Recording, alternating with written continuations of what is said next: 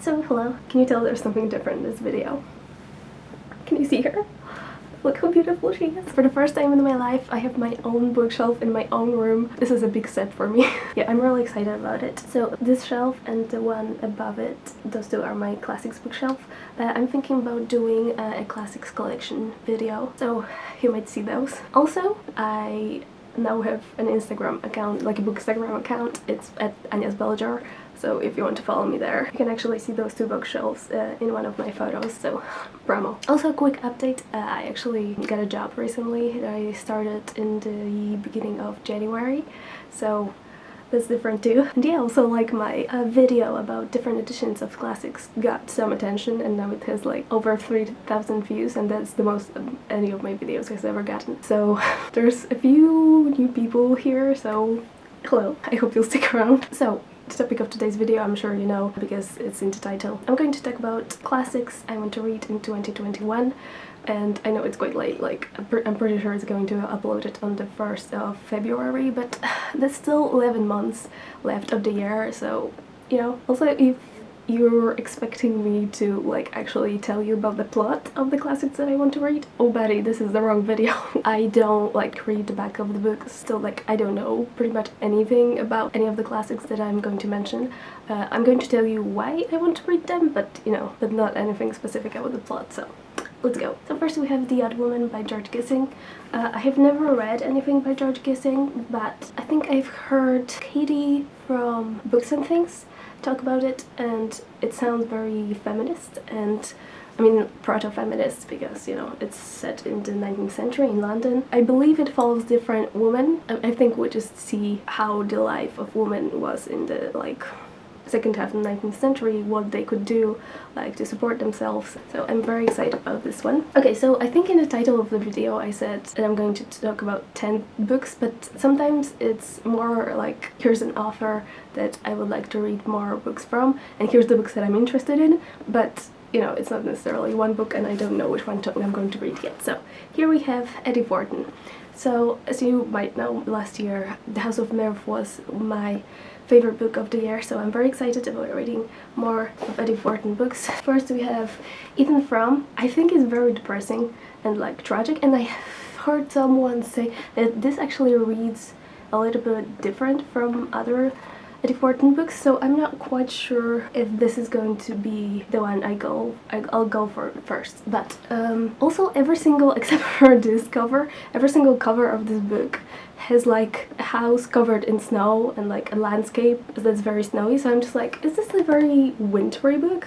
I don't know. But the second book is I think her most famous one, and I think she won, was it Pulitzer Prize? What prize was it? I figured it out. But I think she was, yeah, in 2000, in 1920 she was the first woman to win the Pulitzer Prize with this book, and the title is The Age of Innocence. I am a little bit apprehensive about reading this book because I do know it involves like cheating, and I don't like reading about that in books, so we'll see. This is actually a great segment to talk about the next book that I want to read, which is Madame Bovary by Gustave Flaubert. I'm pretty sure this is also a book where the woman cheats on her husband, and this is just a thing that I don't like reading in books.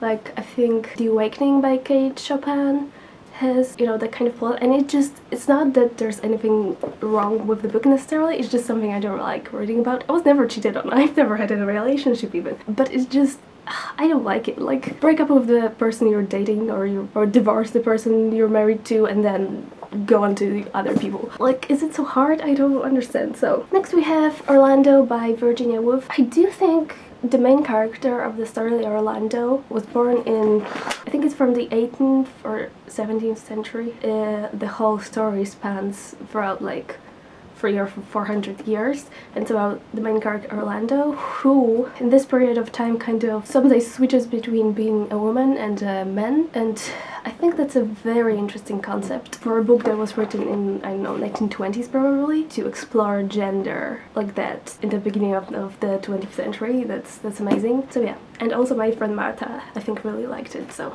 I'm really excited about it. Next we have another author, and I think I would like some help from you, if you can help, because we have Anthony Trollope. I would like to read my first Anthony Trollope this year, and I do not know if I want to start with The Way We Live Now or The Warden. So, here's the thing. A lot of people say that, what is this series called?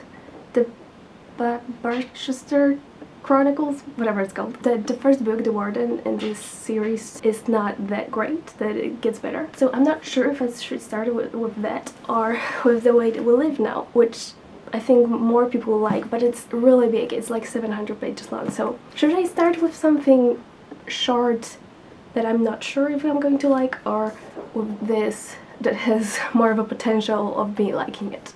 If you can help me, I would really appreciate it. Next we have another author, and before I show you the books, I actually have a resolution for 2020. One of my goals is to read more of like translated fiction, and especially translated classics. So we had Madame Bovary, and I also would like to read more of Fyodor Dostoyevsky. Here we have Brother Karamazov, and the other book that I'm considering is The Idiot. I think Kate File said that it was one of her favorite books of last year, and she said that it's about a character that's very kind of wholesome, and she reads him as autistic. I'm not sure if this is like general consensus between like people who read it, but I would like to find out, and I like reading about wholesome characters that are just nice. So I think I'm leaning more towards The Idiot, but at the same time I do own Brother Karamazov, so we'll see. Oh, wait.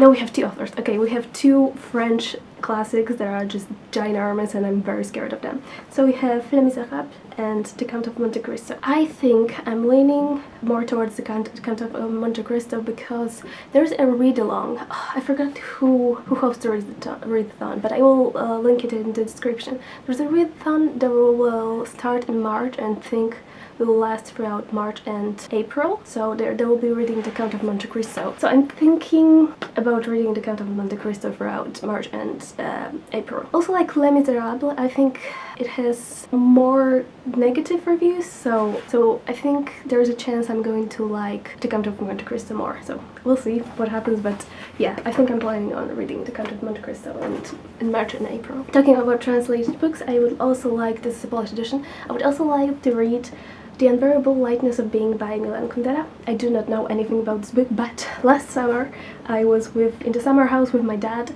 and his friends came over, and they started talking about this book, and they were like, "Oh, did you read it?" I was like, no, and I felt so dumb. They were like, "Oh, it's such an amazing book," and I've heard about it before. I just never got into it, but it made me disappointed in myself that like all of those people that was around read it. I mean, they're all in the 50s. I don't know, maybe they read it in school or something. But yeah, I think it was written, when was it written actually? This is definitely more of a modern classic. Yeah, 1994. I guess maybe they read it as kind of a new release in the youth. Anyway, at this point this is a classic, so I would like to read it. And we have some more modern classics. We have Stoner by, what is his name? It says Williams. Is it John? I don't know. I will put it on screen. So I think the only thing I know about this book is that it's a campus novel, or like it's set at university, and that's it. But I always like the kind of campus novels. So is it about some kind of professor, or am I mixing it up with Pinin by Nabokov? I don't know. But yeah, that's it. That's all I have to say about this book. And lastly we have Beloved by Toni Morrison. I think this was also published in the 80s, but at this point I think I would consider it a modern classic. What got me intrigued in this book? Because I've heard a few times people speaking about it a few times, but I never heard much about the plot. I was never like super intrigued. But at some point I was researching some like horror books, because last year I read I'm Thinking of Ending Things, and that book made me realize that I can enjoy horror. So I was kind of researching horror, but more on the literary fiction side, and this came up, and I was like, wait, this is horror? I mean, I think it's like with the hints of horror, or maybe there is something gory happening in here, so it's considered as horror. I don't know, but I would like to find out. I genuinely don't know anything about this book, so there you go. I think that's everything. Let me check, just in case I missed something. Oh, I have my list here. I think I forgot to talk about Summer when I was talking about Edith Wharton. Frome, I think, is a good book to read in the winter. I don't know if that's true, but that's my intuition. There's also the book called Summer, and maybe I should read it in the summer. I think both Edith and Frome and Summer are very short, so maybe I should go for summer, since I know I like Edith Wharton's writing style, but Edith Frome sounds super tragic, and The Age of Innocence is about, you know, infidelity, and that's just not something I'm interested in, so maybe I should go for summer. Do you have any opinions? Did you read anything about Edith Wharton? Please tell me what I should do. Yeah, I think that's everything. Okay.